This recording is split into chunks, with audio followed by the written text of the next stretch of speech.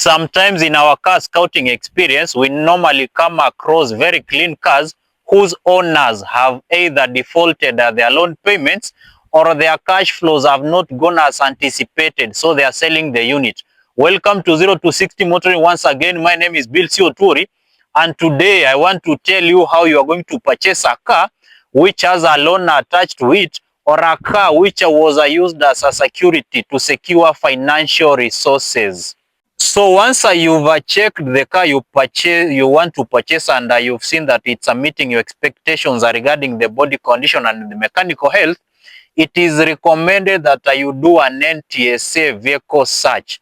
An NTSA vehicle search is going to cost you 550 shillings as at now, that is October 2025.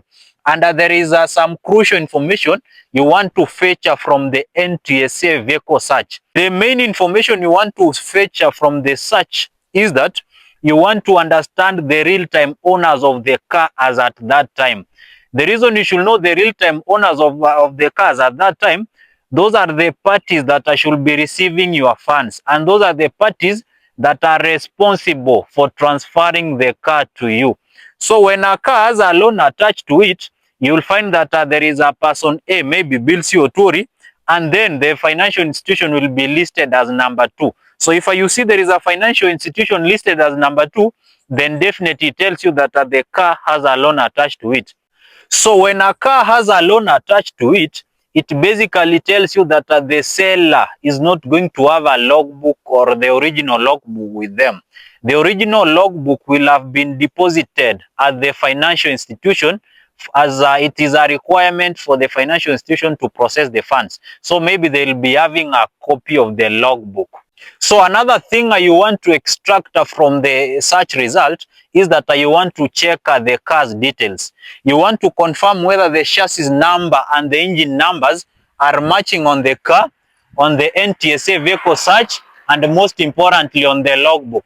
So the chassis number should match on the 3 platforms, that is on the car, on the logbook, and on the NTSA vehicle search. The engine numbers should also match, but because an engine is a component that sometimes can go bad and it becomes replaced, the engine number may not match. But if it doesn't match, there should be necessary documentation to support why the engine is not matching, because you don't want to purchase a car which has an engine that was stolen from another car, because that one can actually land you in trouble at some point. So another reason you should do a vehicle search is to help you know whether the car you're going to purchase is on the administrative radar. Is it a car that the police are looking for, maybe because it committed a crime elsewhere? So that car will be under a caveat, or it's a car that the police are looking for. So that is the third reason why you should also do a vehicle search. So that a vehicle search is going to help you not purchase a car that is being pursued by the police because it committed a crime elsewhere. So those are the 3 main things you're going to look at when you do that search: the real-time owners of the car, the frame number, that is the VIN number, vehicle identification number, the engine number, and whether the car is under caveat. Of course, you can check other things like the color, the engine size, the previous owners, but the 3 things I've mentioned, those are the critical things you're going to look at. Now, when you'll be finding that the car has a loan, how are you going to approach this scenario? So once you find that the car has a loan, or there is an institution that is on the logbook, it means the logbook will be deposited at the institution. So it technically tells you that the car is co-owned between the seller and the financial institution. So it means that you're not going to pay the seller all the amount of money without engaging the institution. So after you agree on the pricing of the car, the next step is visiting the financial institution. The reason you should visit the financial institution is that you need to ascertain the exact amount of or the outstanding amount owed to them, because sometimes the sellers can be cheeky. They may not disclose the exact amount owed to the institution because they feel like that is going to scare the buyer away. Don't make any reservation or deposit on the car, because sometimes this process is going to take longer than it will take you if the owner had the logbook ready with them. This one is going to take more time, so you should be braced for that. It's not something that you are going to start on a Saturday morning and hoping that you are going to complete it by noon. So another reason why you should visit the financial institution away from just ascertaining the loan balance is that sometimes you may pay the seller all the amount of money, but sometimes they may not clear the balance and the car will be repossessed from you. I have an active case whereby someone paid a whole amount for a Subaru Forester and the seller did not go to clear the balance, and the buyer had to incur around 250,000 shillings because they did not want to lose the car. Remember, when you are purchasing an asset, once the money or funds are land in the seller's account, their interests have been taken care of. So sometimes if they are not honest, they may not necessarily clear the balance immediately. And in case of a default, the car will be repossessed from you. So it means that you're going to lose the car and at the same time lose the money.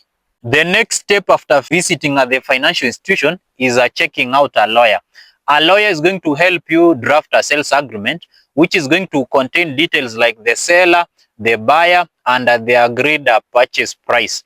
And then the sales agreement is a legally binding document that protects the interests of both the seller and the buyer. The sales agreement is also going to state that the seller doesn't have the logbook and has some balance of a financial institution, and it is also going to state how that balance is going to be cleared. So the institution is also going to advise you how they'd like their balance be cleared.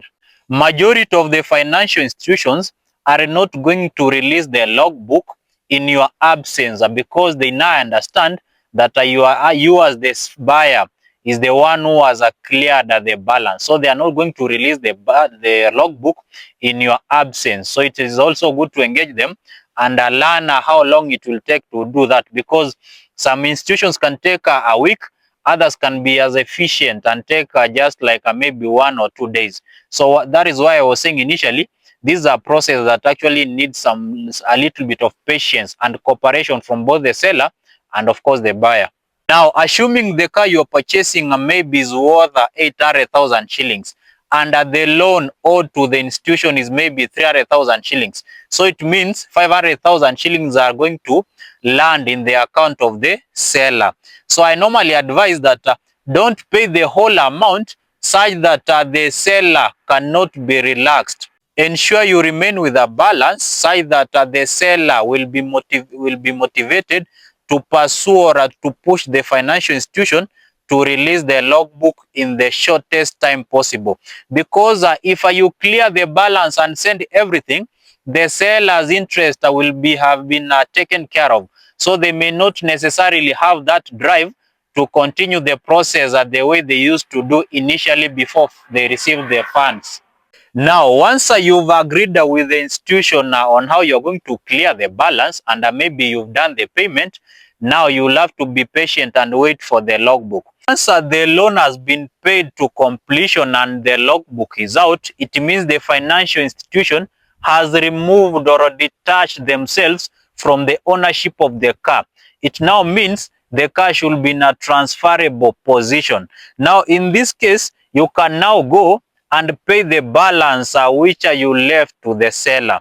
Now, after paying the balance, the car should be transferable to your name, of course, via the NTSA platform. There is also some concern that can come up when you are going about this process. Assuming the car was being sold for 1,000,000 shillings and you helped maybe pay a balance of 500,000 shillings to the bank. So it means maybe the balance you should pay the seller maybe is 500,000 shillings and maybe you've paid them 400,000 shillings.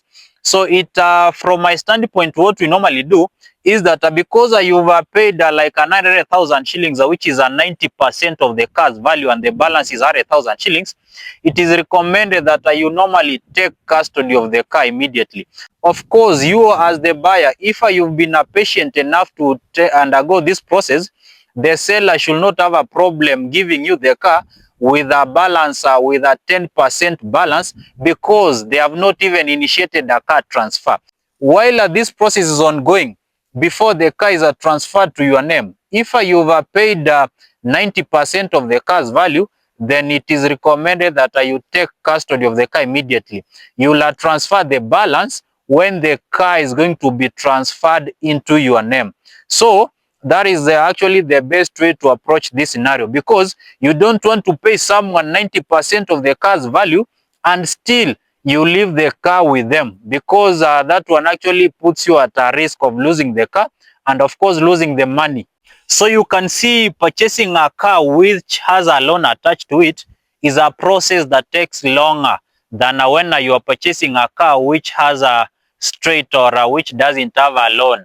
So it is a process that needs a cooperation and a trust from both the seller and the buyer at some point, because you will have to trust the seller to clear the loan at some point, and the seller should also trust you with the car at some point with some small balance. That's why sometimes when you see cars are being advertised, you'll see that as part of the advert, the seller normally says ready documents. Ready documents basically means the car is in a transferable state immediately after you purchase.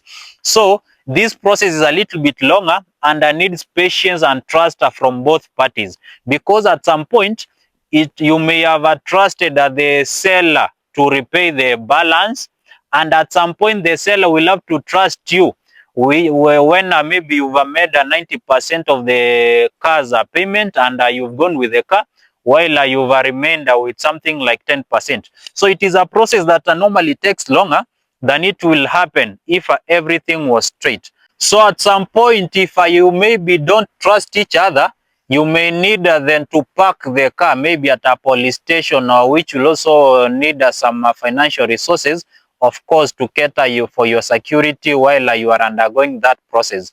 But it also depends on the attitude and how you as the buyer, or both the buyer and the seller, on how you are going to approach that process. So another challenge of purchasing a car which has a loan attached to it is that sometimes it needs both parties, the seller and the buyer, to be at the same physical location, because you don't want to purchase a car which has a loan while maybe you are in Kakamega and the car is in Mombasa, because you've seen this process needs that closeness, the patience, visiting the institution here and there, and there is a lot of security challenges involved in such a move. So technically, that's why sometimes you're going to find that when a car has a loan attached to it, it is going to be priced a little bit lower than other cars in the market, because the seller knows that that process is going to take longer and it is going to attract fewer clients than it will do if the car